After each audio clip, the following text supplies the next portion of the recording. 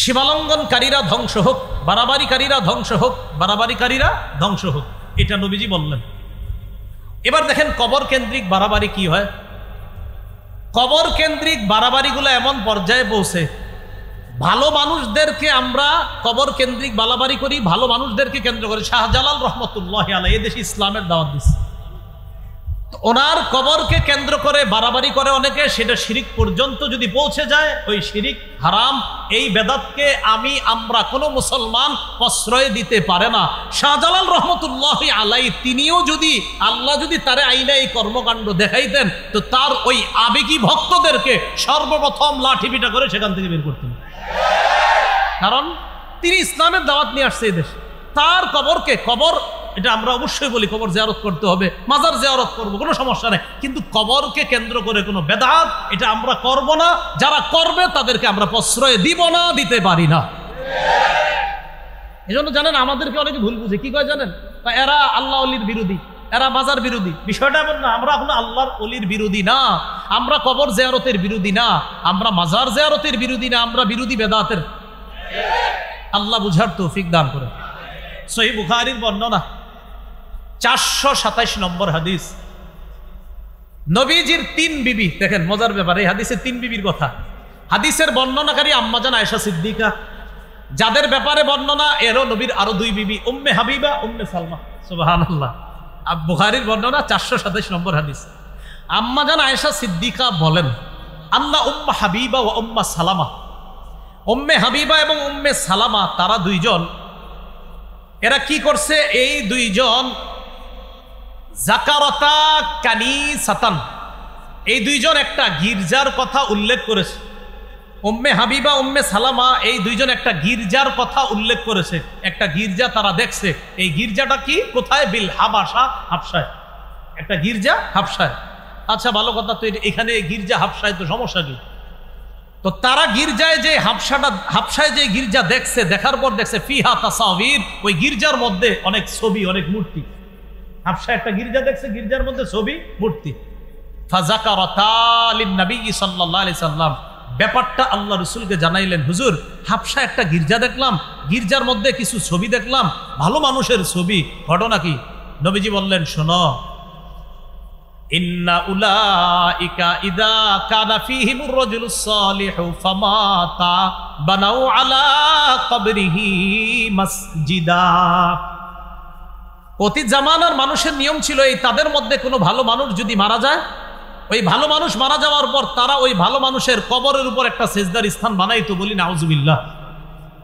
বানানোর পর অসগরু ফীহি তিলকা সুয়ার, বানানোর পর ওই ভালো মানুষদের কিছু ছবি, কিছু মূর্তি ওই সেজদার স্থান যেখানে মসজিদ বানাইতো, যেখানে এটার ভিতরে স্থাপন করতো। নিচে শোয়া কারা, বুজুর্গরা, উপরে তাদের ছবি। নিচে কবর হলো বুজুর্গদের, ভালো মানুষদের, উপরে আবার তাদের ছবি, এগুলো মসজিদে লাগাই রাখতো, মূর্তি বানায় মসজিদে স্থাপন করে রাখতো। রাসূলুল্লাহ সাল্লাল্লাহু আলাইহি সাল্লাম বলেন, উলাইকা শিরারুল খালকি ইনদাল্লাহি ইয়াউমাল কিয়ামাহ, তারা হলো কিয়ামতের ময়দানে সৃষ্টির সবচেয়ে নিকৃষ্ট হবে, বলি নাউজুবিল্লাহ। তাহলে আমি আবার বলছি, নবী বলেন, যারা ভালো মানুষকে কেন্দ্র করে তাদের কবর বানায়, ওই ভালো মানুষের কবর বানানো দূষণীয় না, অন্যায় না।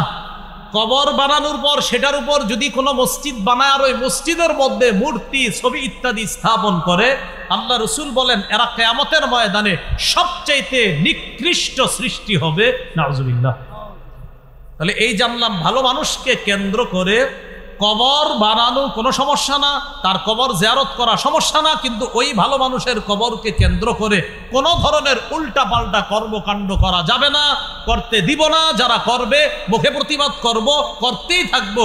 আমাদেরকে ওয়াহাবি বা যাই বলা হোক না কেন, বেদাতের বিরোধিতা করছি, করব, করতেই থাকবো। বেদাত তো বেদাত।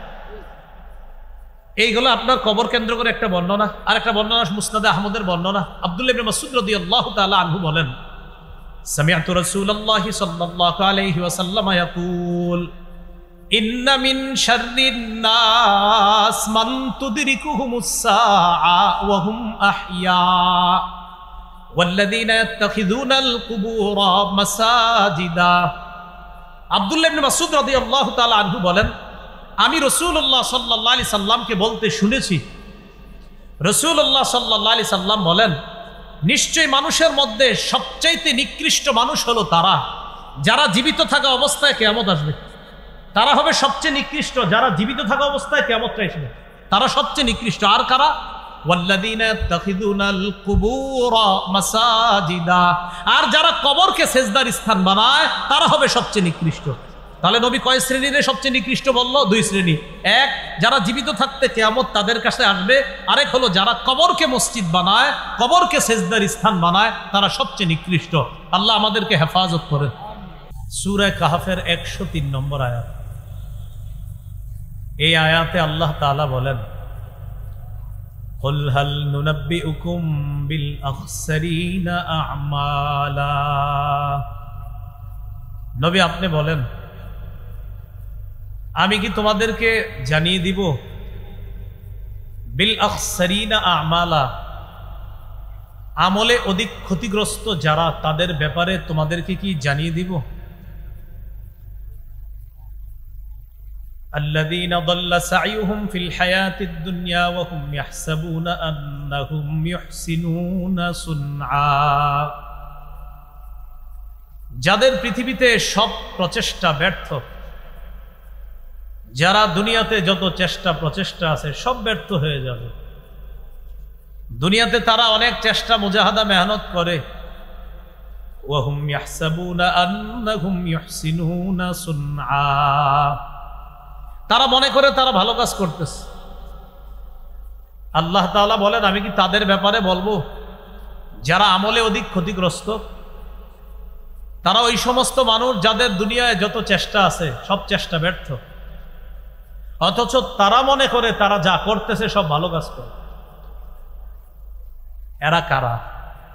উলাইকাল্লাযীনা কাফারু বিআয়াতি রাব্বিহিম ওয়া লিকাইহি ফাহাবিতাত আ'মালুহুম ফালা নুকিমু লাহুম ইয়াওমাল কিয়ামাতি ওয়াজনা। এরা ওই সমস্ত মানুষ যারা তাদের রবের আয়াতকে অস্বীকার করেছে, ওয়া লিকাইহি, রবের সাথে সাক্ষাতের বিষয়টাও তারা অস্বীকার করেছে। ফাহাবিতাত আ'মালুহুম, পরে তাদের আমল সব নষ্ট হয়ে যাবে। ফালা নুকিমু লাহুম ইয়াওমাল কিয়ামাতি ওয়াজনা, আল্লাহ বলেন ফলে কিয়ামতের ময়দানে আমি তাদের কোনো আমলের ওজন নির্ধারণ করব না, ওজন সাব্যস্ত করব না, ওজন নির্ধারণ করব না। যালিকা জাযাউহুম জাহান্নাম, এই কারণে তাদের প্রতিদান হলো জাহান্নাম। বিমা কাফারু, তারা কুফরি করার কারণে।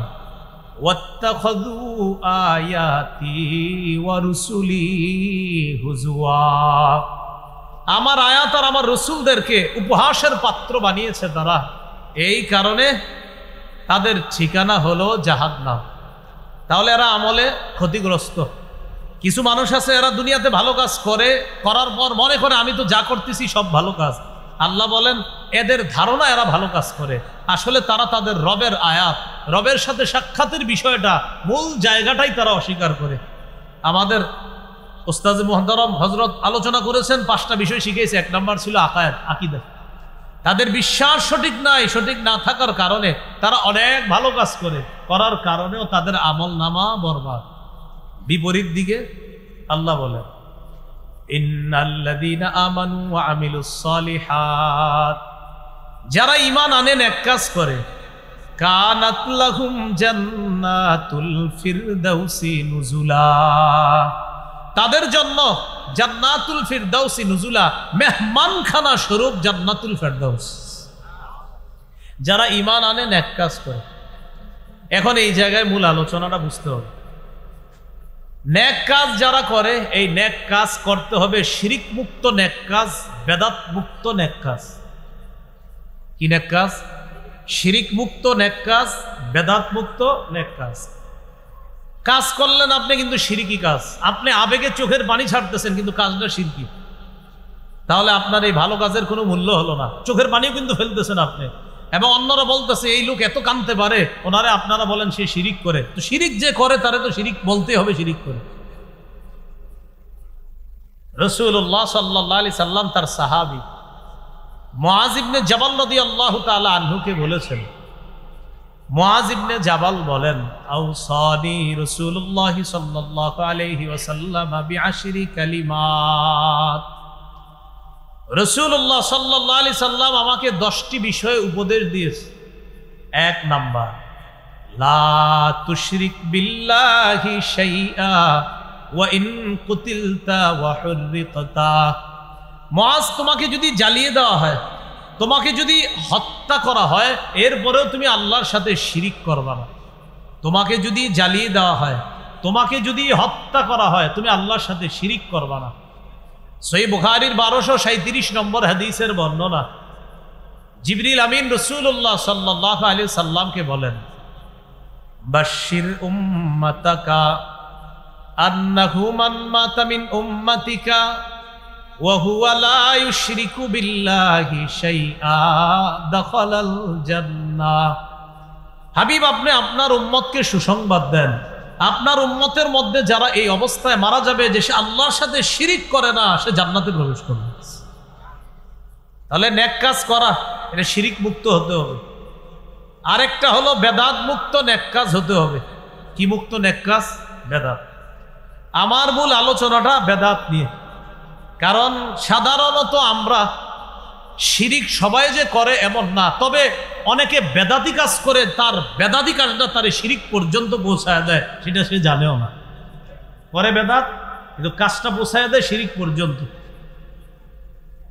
তাহলে যারা কাফের, আকীদা নষ্ট, জাহান্নাম। যারা ঈমান আনে নেক কাজ করে, তাদের ঠিকানা জান্নাতুল ফেরদাউস। শর্ত হলো ঈমান হতে হবে শিরিক মুক্ত ঈমান, আমল হতে হবে শিরিক মুক্ত আমল, হতে হবে বেদাত মুক্ত। এই আমলের মধ্যে শিরিকের গন্ধ লাগানো যাবে না। বেদাতের ব্যাপারে আম্মাজান আয়েশা সিদ্দিকা রাদিয়াল্লাহু তাআলা আনহা তার থেকে বর্ণনা, এটা মূল নীতি নবী আমাদেরকে শিখিয়ে দিয়েছেন। সহিহ বুখারীর বর্ণনা, 2697 নম্বর হাদিস, 2697 নম্বর হাদিস। এই হাদিসের বর্ণনা, আন আয়েশা সিদ্দিকা রাদিয়াল্লাহু তাআলা আনহা قالت قال رسول الله صلى الله عليه وسلم من أحدث في أمرنا هذا ما ليس فيه فهو رد। রাসূলুল্লাহ সাল্লাল্লাহু আলাইহি সাল্লাম বলেন, যে ব্যক্তি আমাদের এই শরীয়তের মধ্যে ইবাদতের নামে সওয়াবের আশায় নতুন কিছু আবিষ্কার করে, কি বললাম?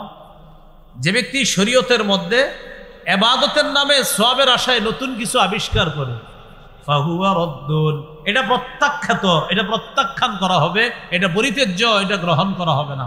তাহলে শরীয়তের মধ্যে ইবাদতের নামে নতুন কিছু কেউ যদি অনুপ্রবেশ ঘটায়, এটা বেদাত। বলেন এটা কি? ইমাম মালিক রহমতুল্লাহি আলাইহির ঐতিহাসিক বক্তব্য, তিনি বলেন, মান ইবতাদা ফিল ইসলামি বিদআতান ইয়ারাহা হাসানা জাআমা আন্না মুহাম্মাদান খানার রিসালা فإن الله سبحانه وتعالى قال اليوم أكملت لكم دينكم وأتممت عليكم نعمتي ورضيت لكم الإسلام دينا।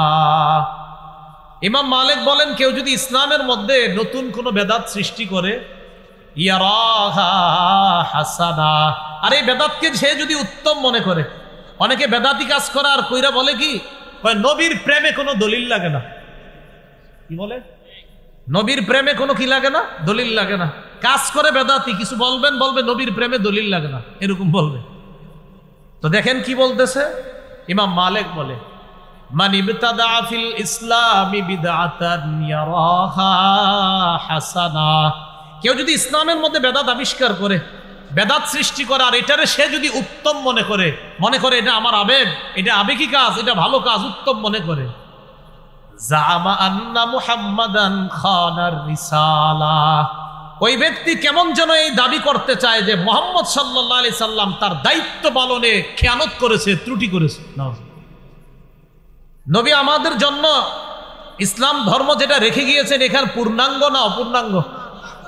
তো যেই ব্যক্তি ইসলামের মধ্যে বেদাত সৃষ্টি করে আর বলে এটাকে উত্তম, তাহলে সে কেমন যেন বলতে চায় মুহাম্মদ সাল্লাল্লাহু আলাইহি সাল্লাম পূর্ণ করে যেতে পারে নাই, তাই সে পূর্ণ করছে। ইমাম মালিক বলেন ইসলামের মধ্যে কেউ বেদাত সৃষ্টি করে আর এটাকে সে যদি উত্তম মনে করে, কেমন যেন সে এই দাবি করতেছে যে মুহাম্মদ সাল্লাল্লাহু আলাইহি সাল্লাম তার রিসালাতের যে দায়িত্ব, এই দায়িত্ব পালনে খেয়ানত করেছে। দিল থেকে বলি নাউজুবিল্লাহ। অথচ আল্লাহ তাআলা ঘোষণা দিয়েছেন আল ইয়াউমা আকমালতু লাকুম, আজ আমি তোমাদের জন্য দিনকে পরিপূর্ণ করে দিলাম। আল ইয়াউমা, আজ আকমালতু পরিপূর্ণ করে দিলাম, লাকুম তোমাদের জন্য, দীনাকুম তোমাদের ধর্ম ইসলামকে পরিপূর্ণ করে দিলাম। এখন আপনারা বলেন নবীজি কি পূর্ণাঙ্গ দিন রেখে গিয়েছেন? এটার মধ্যে কেউ যদি নতুন কিছু আবিষ্কার করে আর যদি এটাকে উত্তম মনে করে, এটাকে আমরা গ্রহণ করব না প্রত্যাখ্যান করব? আল্লাহ আমাদেরকে বুঝার তৌফিক দান করে। এবার আমরা জানবো বেদাতের ভয়াবহতা। বলেন কি জানবো?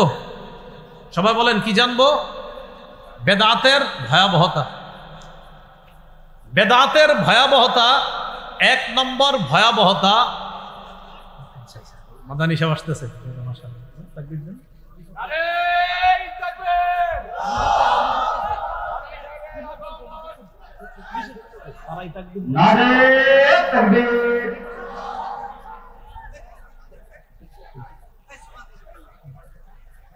ঠিক আছে ভাই, বসি বসি বসি।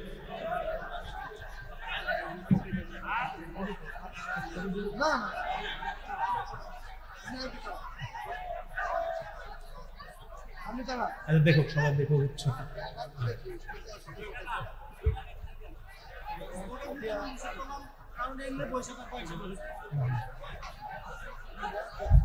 ভালো ভাই,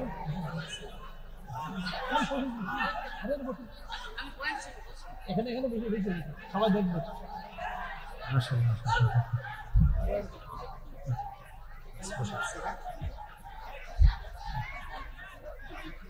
ভাই বসি বসি আমরা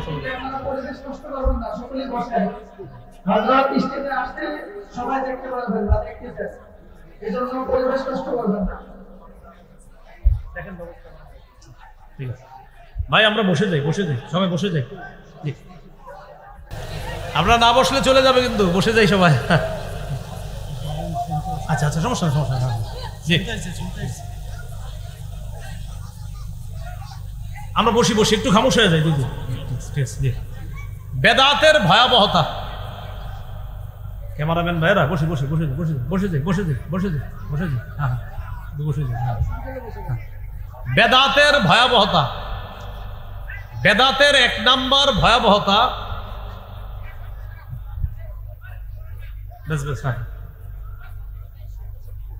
ঠিক আছে ঠিক আছে, মাশাআল্লাহ।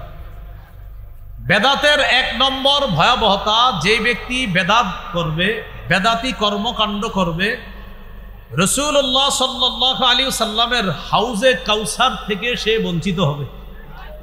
যে ব্যক্তি বেদাতি কর্মকাণ্ড করবে, সহিহ বুখারীর বর্ণনা 6583 নম্বর হাদিস এবং 6584 নম্বর হাদিস, এই দুই হাদিস মিলিয়ে আমরা হাদিসটা শুনব। قال رسول الله صلى الله عليه وسلم انا فرطكم على الحوض। রাসূলুল্লাহ সাল্লাল্লাহু আলাইহি সাল্লাম বলেন, আমি তোমাদের আগে হাউজে কাউসারের সামনে উপস্থিত হব। মান মাররা আলাইয়া শারিবা ওয়া মান শারিবা লাম ইয়াজমা আবাদা। যে ব্যক্তি আমার সামনে দিয়ে অতিক্রম করবে সে কাউসারের পানি পান করবে, আর যে ব্যক্তি কাউসারের পানি পান করবে সে জান্নাতে যাওয়ার আগে আর পিপাসার্ত হবে না। রাসূলুল্লাহ সাল্লাল্লাহু আলাইহি সাল্লাম বলেন, লা ইয়ারিদান্না আলাইয়া আকওয়াম আ'রিফুহুম ওয়া ইয়া'রিফুনানি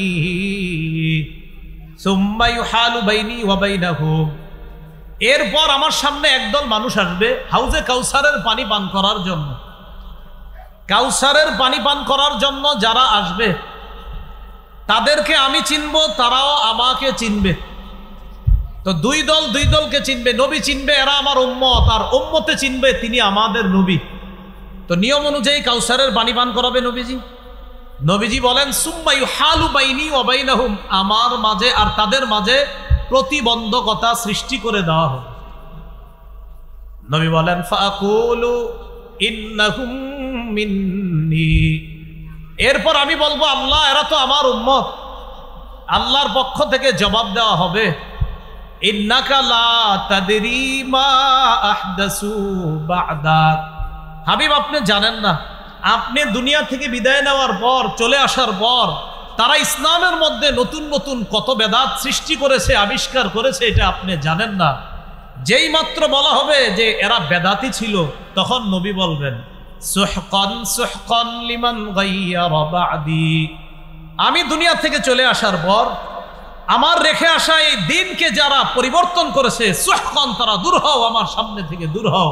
যেই নবী উম্মতকে কাউসার পান করাইতে চায়, ওই নবী যখন জানবে এরা বেদাতি, তখন তাদেরকে রাসূল সাল্লাল্লাহু আলাইহি সাল্লাম কাউসারের পানি পান করাবেন না, কারণ এরা বেদাতি। তাহলে বেদাতের এক নাম্বার ভয়াবহতা, যারা বেদাতি কর্মকাণ্ড করবে কাউসারের পানি থেকে তারা বঞ্চিত হবে। আল্লাহ বেদাত থেকে আমাদেরকে হেফাজত করেন। দুই নম্বর ভয়াবহতা, বেদাতি কাজ না ছাড়া পর্যন্ত তওবা নসিব হবে না। এটা একটু বলেন সবাই, বলেন বেদাতি কাজ না ছাড়া পর্যন্ত তওবা নসিব হবে না।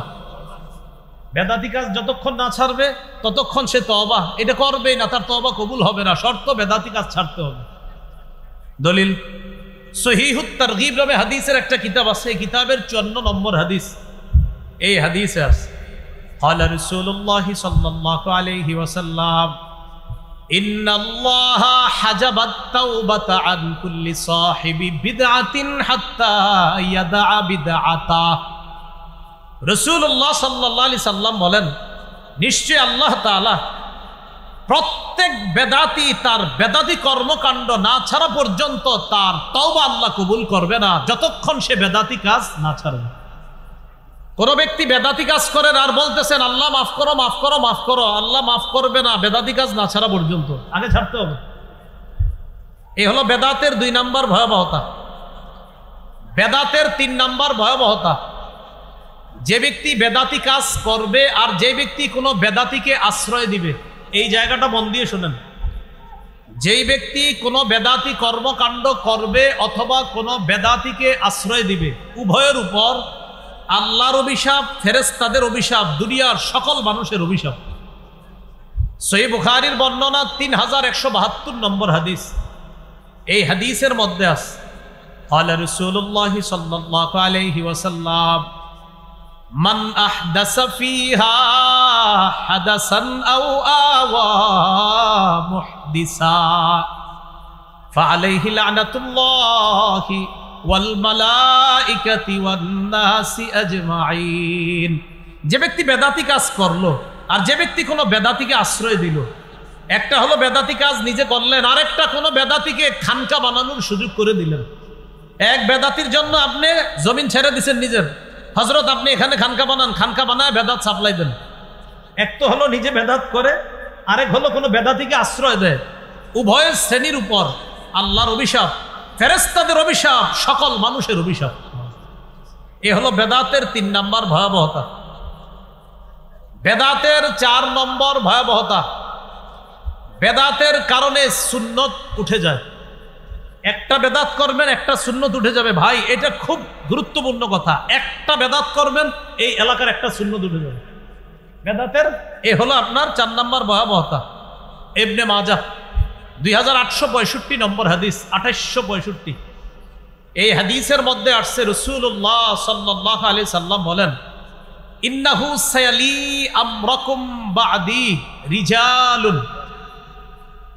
তোমাদের পরে আমি দুনিয়া থেকে বিদায় নেওয়ার পর তোমাদের ইসলামের দ্বীনের দায়িত্ব নিবে এমন কিছু মানুষ। আমি নবী বিদায় নেওয়ার পর তোমাদের ইসলাম ধর্মের দায়িত্বশীল হবে এমন কিছু মানুষ, বুঝাইবে হ্যাঁ ইসলাম ধর্মের অনেক কিছু, এরকম বুঝাবে। এমন মানুষ দায়িত্ব নিবে যেই মানুষগুলা কি করবে, ইউতফিউনা সুন্নাহ, সুন্নাহকে মিটাইয়া দিবে। কি করবে? সুন্নাহকে মিটাইয়া দিবে। ওয়ায়ুহদিসুনা বিদআতান, বেদাত আবিষ্কার করবে। 3 নাম্বার, ওয়ায়ুআখিরুনা সলাতা আন মাওয়াকিতিহা, নির্ধারিত সময়ে নামাজ না পড়ে দেরি করে সূর্য ডুবে ডুবে অবস্থায় গিয়ে নামাজ পড়বে। কথার কথা, নির্ধারিত সময়ে নামাজ না পড়ে সময় একদম শেষ, তখন গিয়ে কোনো মতে আল্লাহু আকবার, ব্যাস নামাজ পড়বে। তাহলে তোমাদের পরে এমন কিছু লোক দ্বীনের দায়িত্বশীল হবে। আল্লাহ আমাদেরকে হেফাজত করেন। যারা আমরা আলোচনা করি, বিশেষ করে দেখেন আমাদের আলোচনা করার ফাঁকে যাইতে আসতে নামাজ থাকে, তো সাবধানতা অবলম্বন করা দরকার, যেন এমন না হয় যে আমি দিনের এই দায়িত্ব পালন করতে গিয়ে আল্লাহর আমি কোনো বিধানকে ইচ্ছা করে আমি দেরি করতেছি, এটা যেন না হয়। তো নবীজি বলেন তোমাদের ধর্মীয় দায়িত্ব নিবে এমন কিছু মানুষ, ইউতফিউনা সুন্নাহ, সুন্নাহকে মিটাইয়া দিবে। 2 নাম্বার, ওয়ায়ুহদিসুনা বিদআ, সুন্নাহ মিটাবে আর একটা বেদাত সৃষ্টি করবে। আর ওয়ায়ুআখিরুনা সলাতা আন মাওয়াকিতিহা, ওই দিনের দায়িত্বশীলরা নির্ধারিত সময়ে নামাজ না পড়ে কোনো মতে শেষ টাইমে গিয়ে কোনোভাবে নামাজ পড়বে। এই কথা নবীজি বলার পর আব্দুল্লাহ ইবনে মাসউদ রাদিয়াল্লাহু তাআলা আনহু বললেন, হুজুর কাইফা বি ইন আদরাকতুহুম, এদেরকে যদি আমি পাই তাহলে কি করব? নবীর সাহাবী আব্দুল্লাহ ইবনে মাসউদ বললেন, হুজুর এই জাতীয় মানুষ যদি আমি পাই তাহলে কি করব?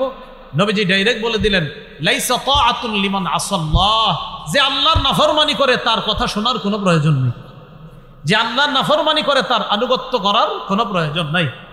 এই হলো ভাই বেদাতের ভয়াবহতা, সুন্নাহ মিটে যায় বেদাতের কারণে। আরেকটা হাদিস শুনেন, সুনানি দারিমিতে ইমাম দারিমি রহমতুল্লাহি আলাইহি আনছেন, মুকদ্দিমার মধ্যে আনছেন, 94 নম্বর বর্ণনা।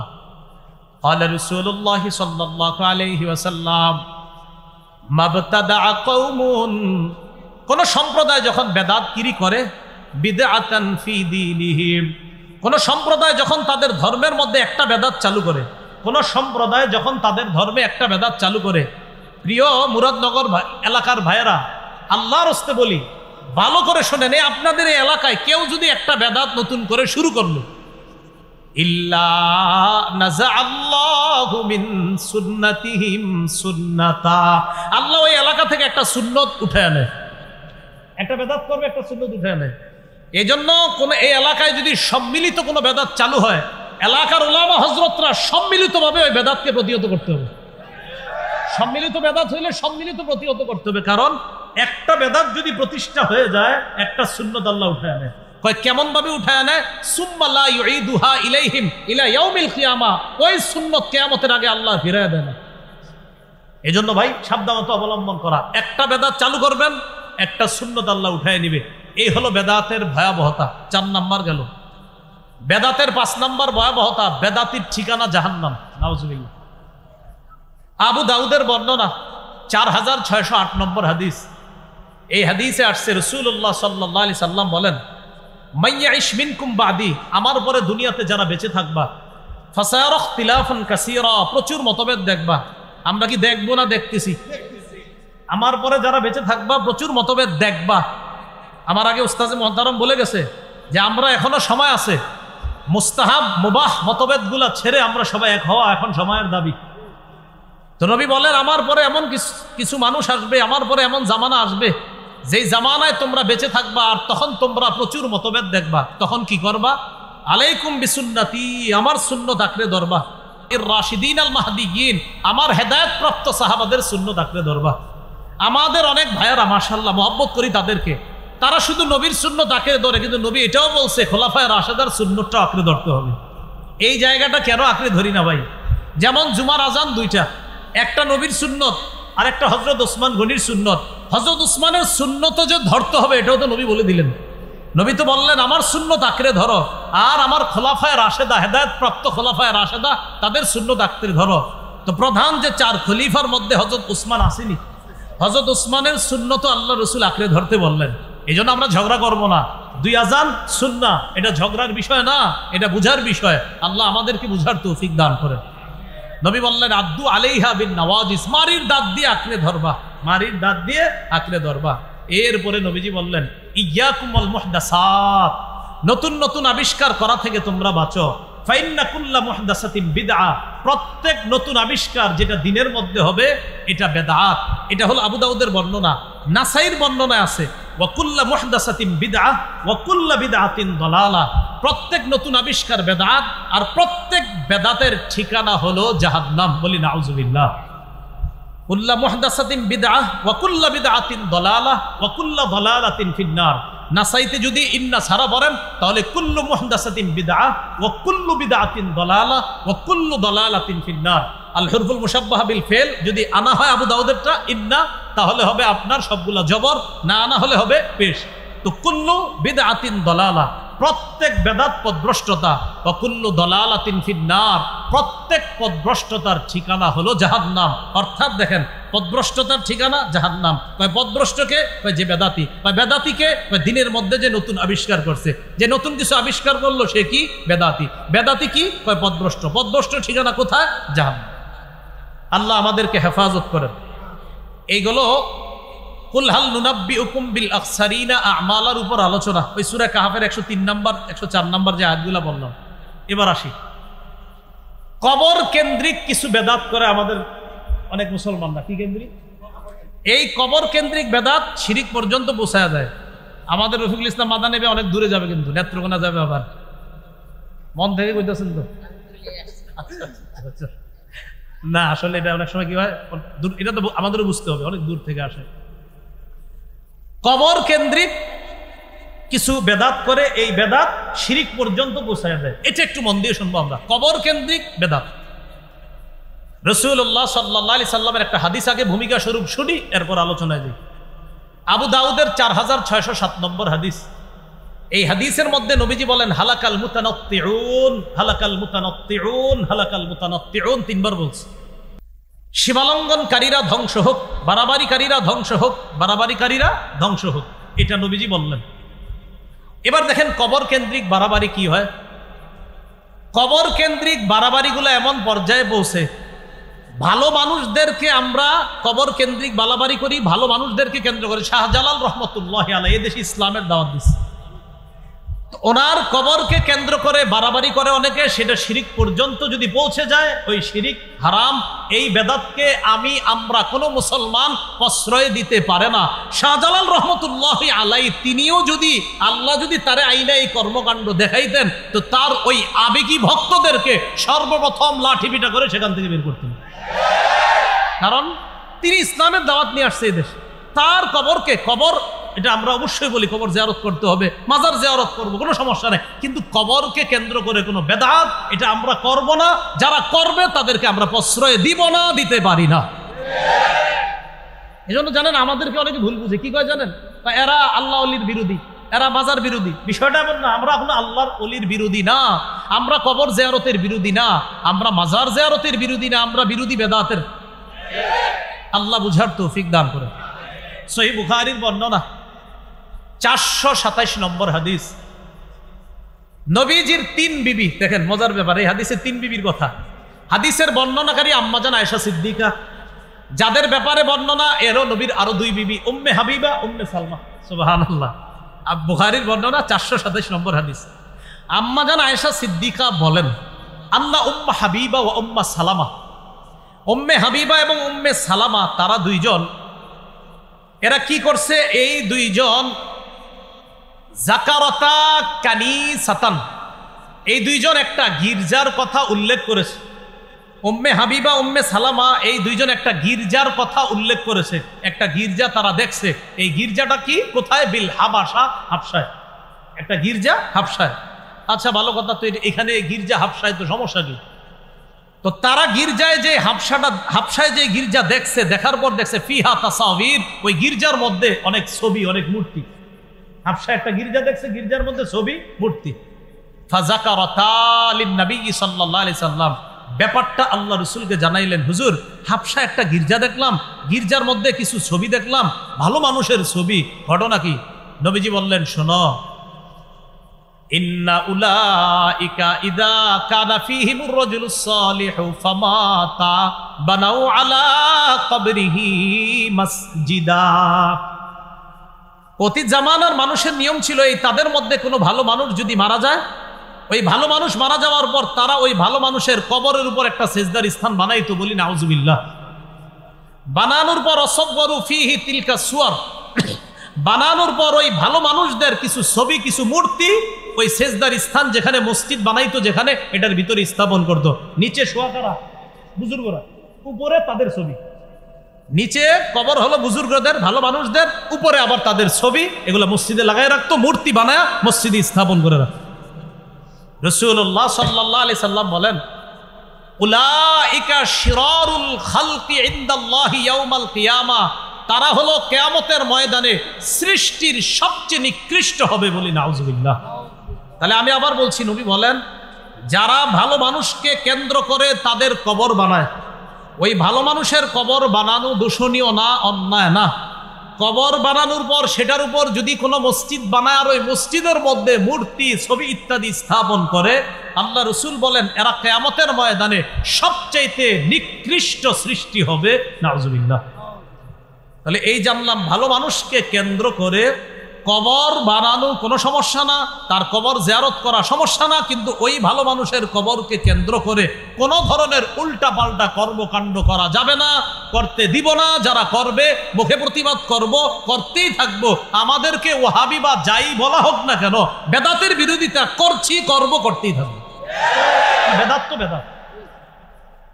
এইগুলো আপনার কবর কেন্দ্র করে একটা বর্ণনা। আর একটা বর্ণনা মুসনাদে আহমদের বর্ণনা। আব্দুল্লাহ ইবনে মাসউদ রাদিয়াল্লাহু তাআলা আনহু বলেন, সামিআতু রাসূলুল্লাহি সাল্লাল্লাহু আলাইহি ওয়াসাল্লাম ইয়াকুল, ইন্না মিন শাররিন নাস মান তুদরিকুহুমুস সাআ ওয়া হুম আহইয়া ওয়াল্লাযীনা ইয়াত্তাখিযুনাল কুবুরা মাসাজিদা। আব্দুল্লাহ ইবনে মাসউদ রাদিয়াল্লাহু তাআলা আনহু বলেন, আমি রাসূলুল্লাহ সাল্লাল্লাহু আলাইহি সাল্লামকে বলতে শুনেছি, রাসূলুল্লাহ সাল্লাল্লাহু আলাইহি সাল্লাম বলেন, নিশ্চয় মানুষের মধ্যে সবচাইতে নিকৃষ্ট মানুষ হলো তারা যারা জীবিত থাকা অবস্থায় কিয়ামত আসবে। তারা হবে সবচেয়ে নিকৃষ্ট যারা জীবিত থাকা অবস্থায় কিয়ামতটা আসবে, তারা সবচেয়ে নিকৃষ্ট। আর কারা? ওয়াল্লাযীনা ইয়াত্তাখিযুনাল কুবুরা মাসাজিদা, আর যারা কবরকে সেজদার স্থান বানায় তারা হবে সবচেয়ে নিকৃষ্ট। তাহলে নবী কয় শ্রেণীর সবচেয়ে নিকৃষ্ট বললো? দুই শ্রেণী। এক, যারা জীবিত থাকতে কিয়ামত তাদের কাছে আসবে। আরেক হলো যারা কবরকে মসজিদ বানায়, কবরকে সেজদার স্থান বানায়, তারা সবচেয়ে নিকৃষ্ট। আল্লাহ আমাদেরকে হেফাজত করেন। সহিহ বুখারীর 435 নম্বর হাদিস। এই হাদিসটি মন দিয়ে শুনি। নবী ইন্তেকাল করার সময়, লাম্মা নুজিলা বিরাসূলিল্লাহি সাল্লাল্লাহু আলাইহি ওয়াসাল্লাম, আল্লাহ নবী যখন ইন্তেকাল করবে মুমূর্ষু অবস্থা, কানা ইয়াতরাহু খামিসাতান আলা ওয়াজহিহি, নবী তার মুখের উপর একটা কাপড় দিছে। ইন্তেকালের সময় মুখের উপর একটা কাপড় দিছে। খামিসাতান আলা ওয়াজহিহি, মুখের উপর একটা কাপড়। নবীজি এই মুখের উপর একটা কাপড় দিছে। ইন্তেকাল করবে ওই সময় মুখে একটা কাপড় দিছে। ভাই খুব মন দিয়ে এই জায়গাটা। ফাইদা তাম্মা, নবীজি যখন মুমূর্ষু অবস্থা, কঠিন শ্বাস যায় যায়, প্রাণটা বের হবে হবে নবীর, ওই মুহূর্তে কাশাফাহা আন ওয়াজহিহি, কাপড়টা চেহারা থেকে সরাইছে। চেহারা মুবারকের উপর কাপড়টা দিস। নবীজির প্রাণ যাবে যাবে ওই মুহূর্তে চেহারা মুবারক থেকে কাপড়টা সরিয়েছে। সরানোর পর রাসূলুল্লাহ সাল্লাল্লাহু আলাইহি সাল্লাম বললেন, লা'নাতুল্লাহি আলাল ইয়াহুদি ওয়ান নাসারা, ইহুদিদের উপর অভিশাপ, খ্রিস্টানদের উপর আল্লাহর অভিশাপ, ইহুদিদের উপর আল্লাহর অভিশাপ। কয় কেন? ইত্তাখাযু কুবুর আম্বিয়াইহিম ওয়া সালিহিহিম মাসাজিদা, এরা তাদের নবীদের আর নেককার মানুষদের কবরকে তারা সিজদার স্থান বানিয়েছে। তাদের উপর আল্লাহর অভিশাপ, তাদের উপর আল্লাহর অভিশাপ। ইহুদিরা তাদের নবীদের কবরকে সিজদার স্থান বানিয়েছে, খ্রিস্টানরা তাদের নবীদের কবরকে সিজদার স্থান বানিয়েছে, ভালো মানুষদের কবরকে সিজদার স্থান বানিয়েছে, তাদের উপর আল্লাহর অভিশাপ। এই কথা বইলা ইউহাজ্জিরু মা সানাউ, তারা যা করে এটা যেন আমার উম্মত না করে। মুমূর্ষু অবস্থা, রাসূল ইন্তেকাল করবে ওই মুহূর্তে এই কথা বলে গেছে। হ্যাঁ, কত গুরুত্ব। চেহারায় কাপড় সরায় বলতেছে, এই শোনো শোনো, ইহুদিদের উপর অভিশাপ, খ্রিস্টানদের উপর অভিশাপ, তারা নবীর কবরকে সেজদার স্থান বানাইছে। কি বুঝাইছে? আমিও ইন্তেকাল করব, আমার কবরে কিন্তু এরকম বানাইব না। নবীজি বুঝাই গেছে। এইগুলো আপনার আরেকটা বুঝলাম, কবর সম্মান করি, কবর জিয়ারত করি, কবর জিয়ারতের পক্ষে আমরা, আল্লাহর ওলিদের পক্ষে আমরা, আল্লাহর ওলিদের কবর এর জিয়ারত করব, কোনো সমস্যা নাই। কিন্তু এটা কেন্দ্র করে বেদাতের বিরুদ্ধে আমরা আছি, থাকবো, এতে আমরা কোনো আপোষ করব না। বেদাত বেদাত, এটাতে আপোষ করার সুযোগ নেই। এবার আরেকটা হাদিস শোনেন, সহিহ মুসলিমের বর্ণনা 1075 নম্বর হাদিস, পকেটের মোবাইল অনুযায়ী, মানে কি মোবাইলে হাদিস মিলায় অনেকে, ওই অনুযায়ী 1075, যদি ওটা না বললে কিচ্ছু হবে না, আমার এমনি বলে দিলাম, ফাও মিলেন। আর মাদ্রাসার পাঠ্যপুস্তক অনুসারে 532 নম্বর হাদিস, আমাদের মাদ্রাসায় যে পাঠ্যপুস্তক এটা ইন্টারন্যাশনাল ভাবে ফলো করা হয়, আর আপনারা মোবাইলে যে উস্তাদ ওইটাতে 1075। এই হাদিসের মধ্যে আসছে নবী ইন্তেকালের 5 দিন আগে, কয়দিন আগে, মানে ইন্তেকালের 5 দিন আগে আল্লাহ রাসূল সাল্লাল্লাহু আলাইহি সাল্লাম বলে যাইতেছে 5 দিন আগে। হাদিসের বর্ণনাকারী জুনদুব রাদিয়াল্লাহু তাআলা আন তিনি বলেন, আমি নবীকে ইন্তেকালের 5 দিন আগে বলতে শুনেছি, ইন্নী আবরাউ ইলাল্লাহ বিন আইয়াকুনা লাকুম খলিল। রাসূলুল্লাহ সাল্লাল্লাহু আলাইহি সাল্লাম বলেন, আমি আল্লাহর কাছে মুক্ত, মিন আইয়াকুনা মিনকুম খলিল, তোমাদের মধ্যে কেউ আমার খলিল হওয়া থেকে আমি আল্লাহর কাছে মুক্ত, মানে মানুষের মধ্যে আমার অন্তরঙ্গ বন্ধু নাই। নবীজি বলতেছে ইন্তেকালের 5 দিন আগে। কেন অন্তরঙ্গ বন্ধু নাই? ফাইন্নাল্লাহা ক্বাদ ইত্তাখাযানি খলিলা কামা ইত্তাখাযা ইব্রাহিমা খলিলা, কেননা আল্লাহ তাআলা ইব্রাহিম নবীকে যেমন খলিল হিসাবে গ্রহণ করেছে, আমাকেও তার খলিল হিসাবে গ্রহণ করেছে। তাহলে খলিল কয় নবী হলো? আমরা খালি বলি ইব্রাহিম খলিলুল্লাহ, না, মুহাম্মদ সাল্লাল্লাহু আলাইহি সাল্লামও খলিলুল্লাহ আবার হাবিবুল্লাহ।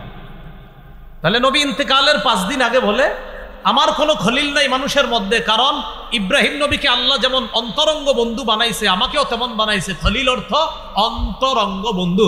ইব্রাহিম নবীকে যেমন আল্লাহ খলিল হিসাবে গ্রহণ করেছে, আমাকেও খলিল হিসাবে গ্রহণ করেছে। শোনো, লাউ কুনতু মুত্তাখিজান মিন উম্মতি খলিলা লাত্তাখাযতু আবা বকরিন খলিলা, আমার উম্মতের কাউরে যদি আমি অন্তরঙ্গ বানাইতাম, আমি তো বানাই নাই, যদি অন্তরঙ্গ বন্ধু কাউকে বানাইতাম তাহলে আবু বকরকে আমি অন্তরঙ্গ বন্ধু তথা খলিল হিসাবে গ্রহণ করতাম।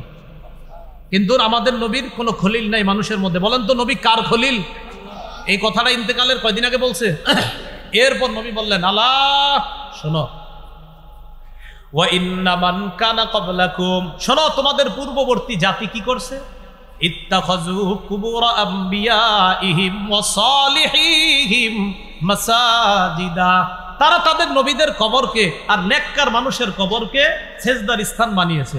আলা ফালা তাত্তাখিজুল কুবুর মাসাজিদা, শোনো আমি নবী তোমাদেরকে বলে যাচ্ছি, তোমরা কবরকে সেজদার স্থান বানাবা না।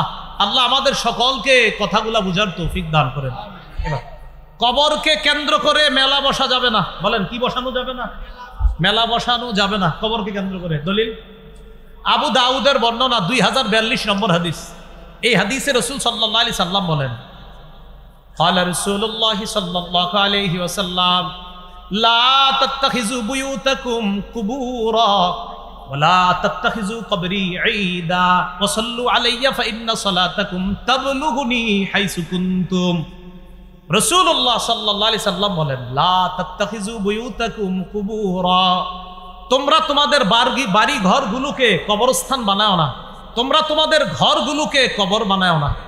ঘর কবর হয় কেমনে মনে রাখবেন, নফল নামাজ না পড়লে, কোরআন তেলাওয়াত না করলে, তাসবিহ না পড়লে, জিকির না করলে, সুবহানাল্লাহ না পড়লে ওই ঘর কবরের মতো হয়ে যায়। নবী বললেন, লা তাত্তাখিযু বুয়ুতাকুম কুবুরা, তোমরা তোমাদের ঘরগুলাকে কবর বানাও না। তাহলে নফল নামাজ ঘরে বইলেন, মা বোনদেরকে কোরআন পড়তে বইলেন, একটু জিকির করতে বইলেন, ঘরটাকে কবর বানাইতে নিষেধ করবেন। এরপরে নবী বলেন, ওয়ালা তাত্তাখিযু কবরি ঈদা, আমার কবরকে তোমরা উৎসবের স্থান বানায়ো না, মেলার স্থান বানায়ো না। আমার কবরকে কেন্দ্র করে মেলা বসাবা না, নবী নিষেধ করলেন। আমাদের এই দেশে লম্বা সময় ব্যাপী মেলা হয়, লম্বা সময় কবরকে কেন্দ্র করে। নবী বললেন, ভাই একটু বুঝার চেষ্টা করেন, কথাটা এইভাবে নিয়েন না, আরে হ্যাঁ কইলইব নাকি আমি আমারটা করবো। আল্লাহর রাসূল এরকম মানসিকতায় কথা শুনেন না। এই মানসিকতায় শোনেন, রাসূল বলছে, লা তাত্তাখিযু কবরি ঈদা, আমার কবরকে উৎসবের স্থান বানায়ও না, মেলার স্থান বানায়ও না। আমার কবরকে কেন্দ্র করে পৃথিবীর শ্রেষ্ঠ যিনি, এই জগতেও ওই জগতেও সব জগতে যিনি আল্লাহর পরে শ্রেষ্ঠ, তিনি বলছেন, আমার স্থানকে কেন্দ্র করে মেলা বসায়ও না। অতএব অন্য কোনো আল্লাহর ওলির কবরকে কেন্দ্র করে মেলা আমরা বসাইতে পারি না, ওই মেলায় যাইতে পারি না। যারা মেলার আয়োজন করে তাদেরকে সমর্থন করতে পারি, এটা প্রতিবাদ করতে হবে। এটা বুঝান, আপনার এই এলাকার অনেক মানুষও যায়, বিভিন্নভাবে যায়, খোঁজ নিয়েন, এদেরকে বুঝান, যাওয়া যাবে না। তাহলে কবরকে কেন্দ্র করে মেলা বসানো বলেন কি নিষেধ? বলেন কবরকে কেন্দ্র করে মেলা বসানো কি নিষেধ? এই মেলা বসানো যাবে না। তাহলে আমরা এই জাতীয় কর্মকাণ্ড থেকে নিজেরা বেঁচে থাকবো, অন্যরাও যেন বেঁচে থাকে, আমরা এই জন্য চেষ্টা করব, বলি ইনশাআল্লাহ। তাহলে কবরকে কেন্দ্র করে মেলা বসানো যাবে না, কবরকে কেন্দ্র করে কোনো ধরনের বেদাত করা যাবে না। বেদাত করলে ওই বেদাত তাকে শিরিক পর্যন্ত পৌঁছে দেয়। এই জন্য আমরা কোনো ধরনের বেদাতি কর্মকাণ্ড নিজেরাও করব না, অন্যরা যদি করে তাকে বুঝিয়ে শুনে বেদাত থেকে আমরা বিরত রাখার চেষ্টা করব। প্রথম থেকে একটু বলি, নেক আমল করব, ঈমান রাখবো, ঈমানটাকে শিরিক মুক্ত রাখতে হবে, আমলটাকেও শিরিক মুক্ত রাখতে হবে। আমলে শিরিক কি? রিয়া করা, মানুষের দেখানো, আরো ইত্যাদি। এই আমলকেও শিরিক মুক্ত রাখা, আরেকটা বেদাত মুক্ত রাখা। তাহলে ইনশাল্লাহ জান্নাতে যাওয়া যাবে এবং আল্লাহর সাথে সাক্ষাৎ করা যাবে। আল্লাহ আমাদের সকলকে যে কথাগুলা শুনলাম, বললাম, আমার আগে যে কথাগুলা বলা হয়েছে, আমার পরে ইনশাল্লাহ রফিকুল ইসলাম মাদানী ভাই কথা বলবে, আরো অনেকে বলবেন ইনশাল্লাহ, তাদের কথাগুলা শুনে আমল করার তৌফিক দান। আপনারা দাঁড়াইছেন কেন? খারাপ দেখা যায়, বসে বসেন বসেন বসেন, হ্যাঁ বসেন বসেন বসেন, বসলে ওই মানুষ খেপে, বুঝেন না আপনারা? বসে যান। হ্যাঁ, আসসালামু আলাইকুম।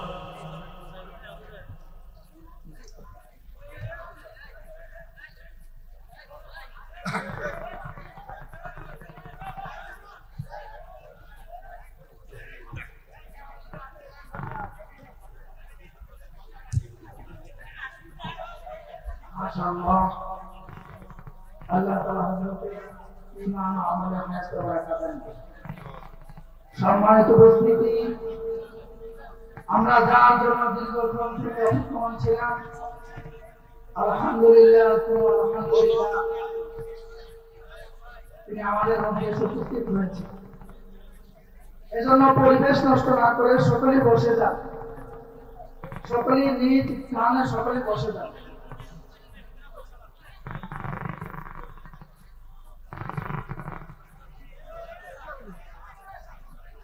ডাইরেক্ট নিচে